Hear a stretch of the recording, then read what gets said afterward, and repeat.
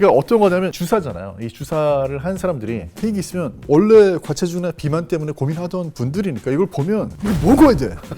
이거 무조건 먹어야 돼. 그런데 그게 줄어든다는 거예요. 먹는 즐거움 자체가 좀 떨어질 수 있겠네요. 먹는 즐거움은 있어요. 먹으면 맛있어요. 그런데 덜 먹게 되는 거죠. 감자튀김을 안 먹어. 치킨 너겟으로 바꿨어. 지금 제가 보기에 어떻게 하면 더 많이 먹으면서 살이 안 찔까 이거 연구를 하고 계신데 그게 없다는 거예요. 네, 그런 방법 없어요. 어우 짜증나. 약간 화학 법칙을 거스르는.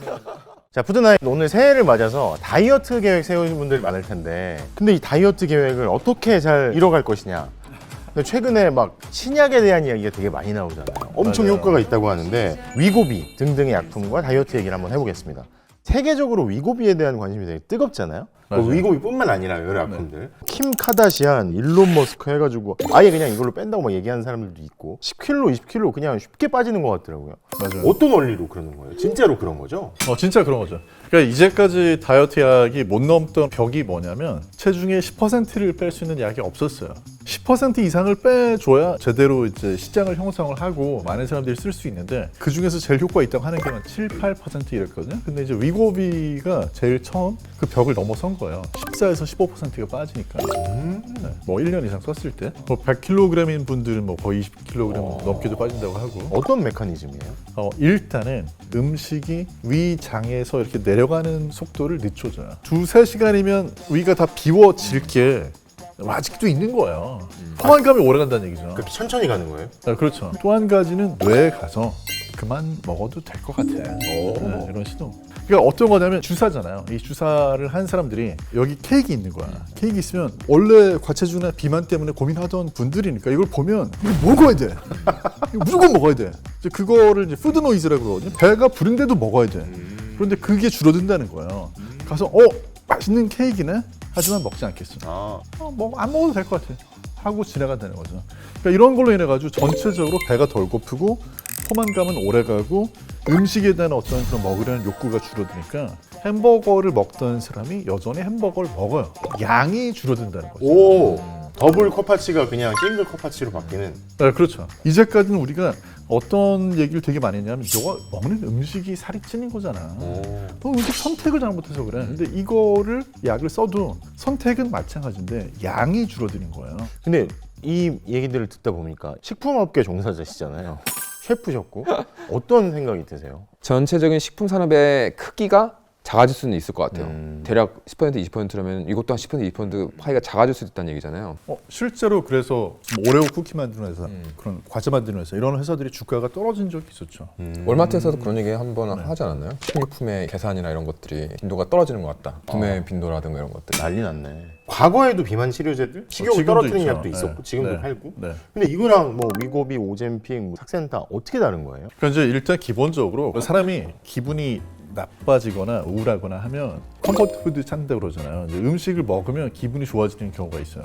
과거에는 여기에 지금 케이크 있지만 만약 눈앞에서 호랑이나 사자가 날 노려보고 있다. 먹을 상황이 아니죠. 그런 식으로 사람을 좀 흥분시키고 스트레스를 주는 약이 과거에 썼던 약들이에요. 스트레스가 있고 우울하면 더 먹게 된다고 했는데 그걸 넘어서는 더 극한 스트레스 말씀하시죠? 그렇죠. 그러니까 이제 어떤 그런 단기적인 스트레스가 있을 때는 사람이 그걸 먹지를 못해요.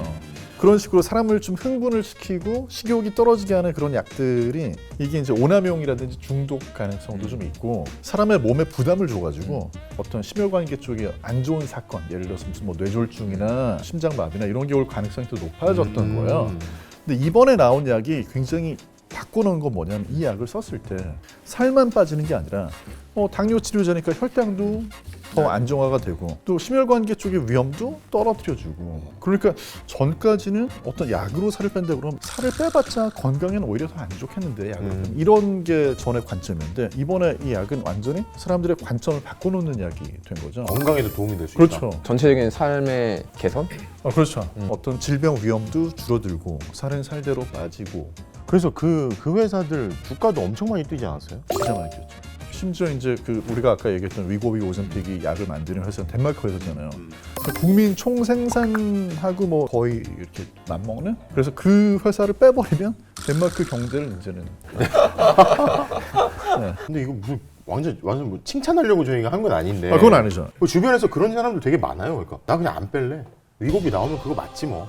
그런 사람들 친구들 많이 있거든요. 어떻게 이게 다이어트 약이 된 거예요, 근데? 맨 처음에 이걸 당뇨약으로 개발을 한 거죠. 뭐 위고비, 네. 삭센다 뭐 이런 거 다 같은 계열이에요. 네, 같은 계열이에요.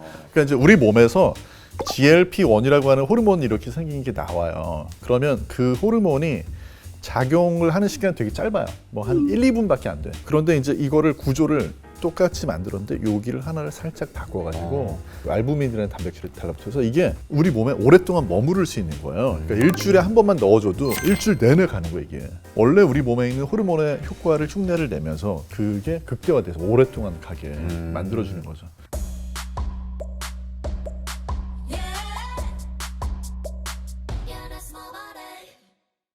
아직 한국에 정식으로 들어오진 않았지만 방송인들 중에는 급격하게 살 빠지신 분들 중에 이거 쓴 분들 꽤 있다고 저는 들었거든요. 최근에 외모에 자신감이 많아지신 분들. 그렇죠. 네. 미국에서는 아카데미 시상식에서 청중을 바라보면서 이런 농담을 했어요. 짐 키멜이라고. When I look around this room, I can't help but wonder, is Ozempic right for me? 무슨 얘기냐면 너네 다 좋아 보이는데 이거 약 써서 이런 거지? 이런 얘기 한 거죠. 근데 이게 계속 써야 되는 거잖아요, 사실. 약을 끊으면 이제 바로 원래대로 돌아가요. 혈압약 먹듯이 일상적으로 계속 먹어야 되는 탈모약도 그렇잖아요. 약간 네. 끊는 순간 빠진다. 이제 안녕 이러면서 약간 그러니까 이제 그게 원인을 치유를 해주는 약은 아니고 그냥 치료만 해주는. 그러니까 이제 약을 끊으면 다시 원래대로 바로 돌아가요. 우리가 푸드나잇인데 먹는 즐거움을 얘기하잖아요. 네. 먹는 즐거움 자체가 좀 떨어질 수는 있겠네요. 먹는 즐거움은 있어요. 먹으면 맛있어요. 그런데 덜 먹게 되는 거죠. 예를 들면 위고비 나오기 전에 삭센다라는 약이 있었잖아요. 이거랑 같은 비슷하게 만든 거지만 삭센다는 왜 7, 8%밖에 안 빠지느냐? 얘는 뇌 쪽으로 가서 작용하는 게 효과가 낮아요. 그런데 이 위고비부터는 뇌로 가서 작용을 많이 하는 거예요. 그렇게 신호를 주니까 음식만 적게 먹고 만족하는 게 아니라 술도 적게 마셔. 그리고 사람에 따라서는 담배도 적게 피워요.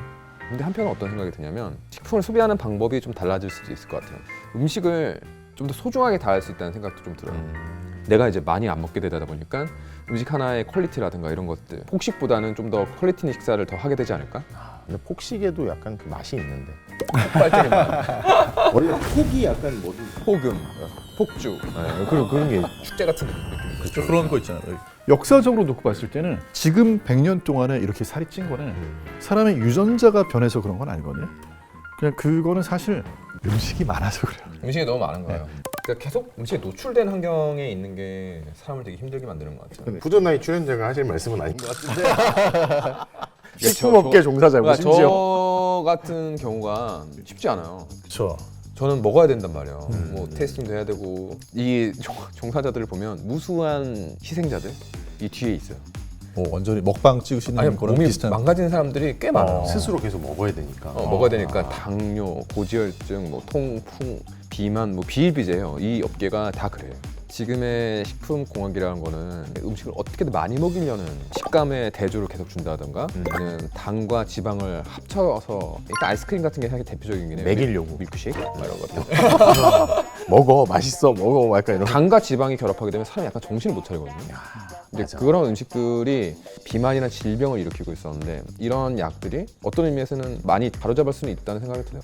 약을 가지고 물론 이제 살을 빼는 거에 대한 게 전에는 사실 비만에 대한 어떤 사회적 낙인 이런 효과도 되게 컸고 그런 문제도 되게 많았는데 이런 효과적인 약이 나오면서 이게 비만이 질병이구나 이렇게 좀 바라보게 되고 약에 대한 것도 시선이 좀 바뀌긴 할 텐데 그런 생각이 들어요.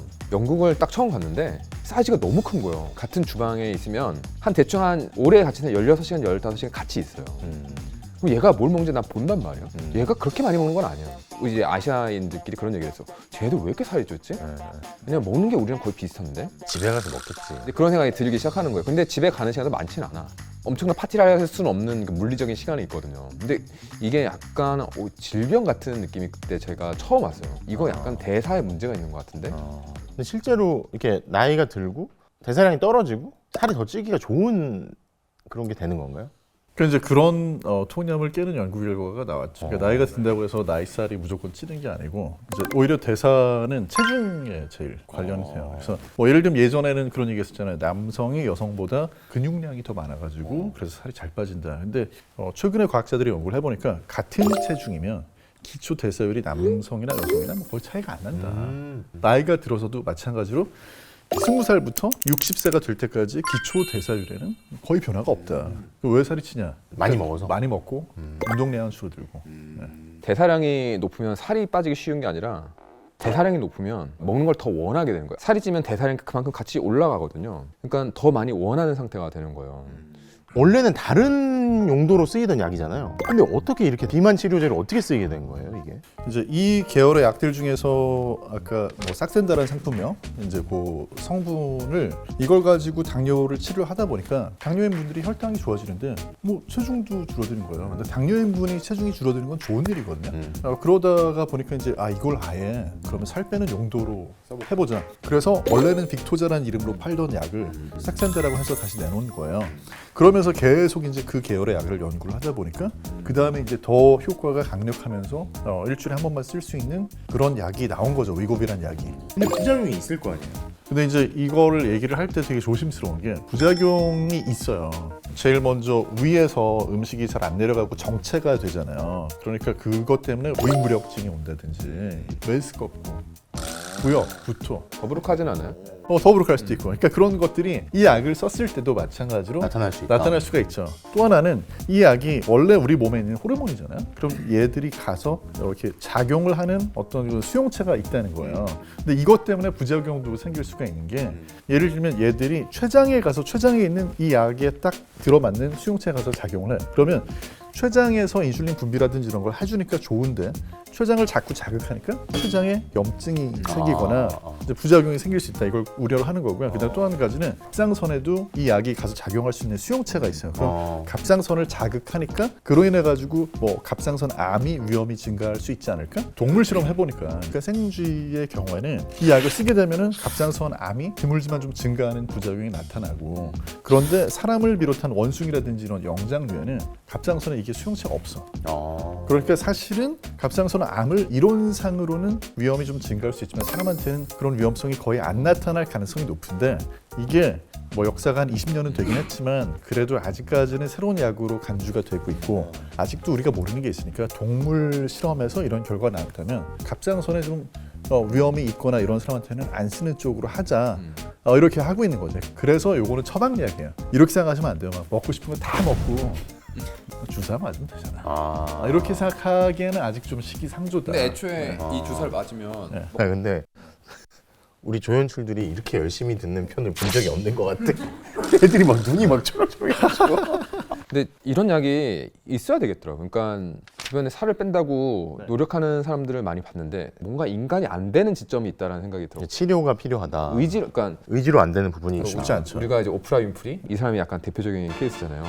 온갖 다이어트를 다 시험했지만 계속된 요요. 그러면 과연 이 사람이 의지력이 부족한 루저일까? 평소에 열심히 사는 거 보면 정말 열심히 사는 사람일 텐데 왜 계속 실패할까?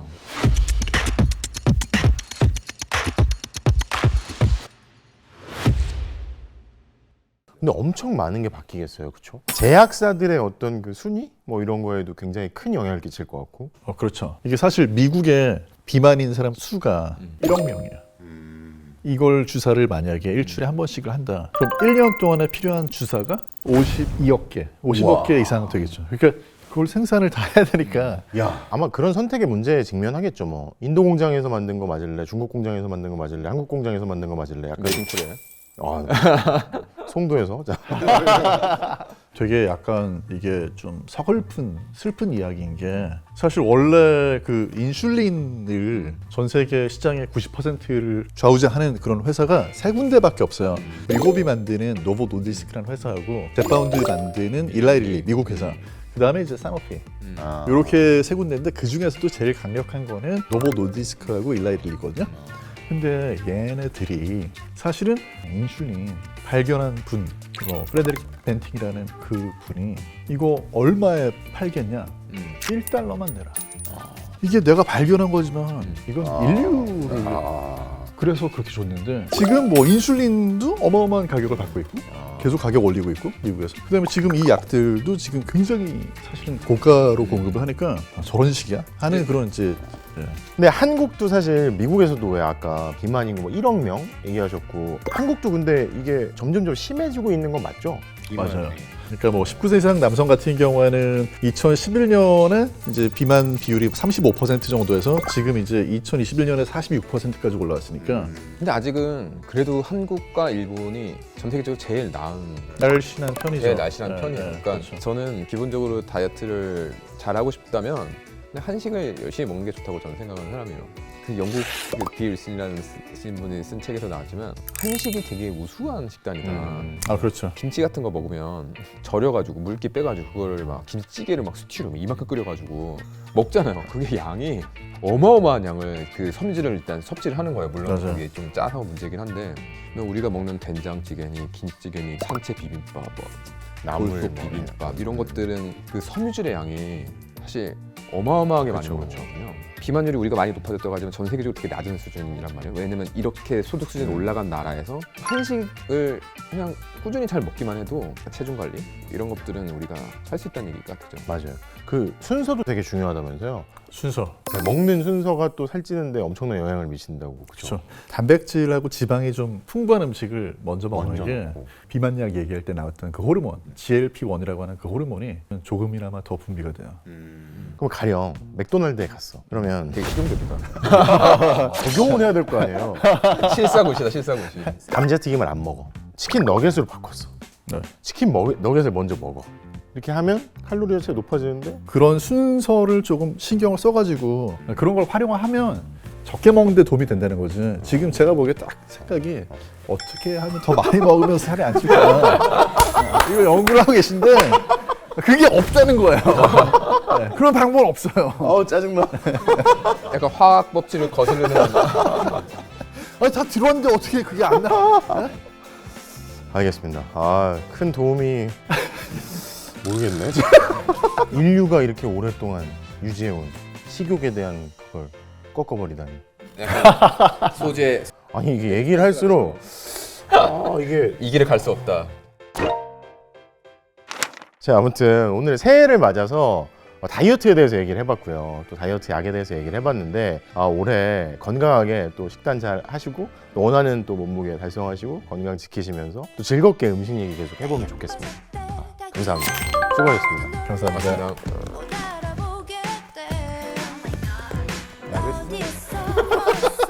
그게 좋은 그냥 약을 쓰면 돼요.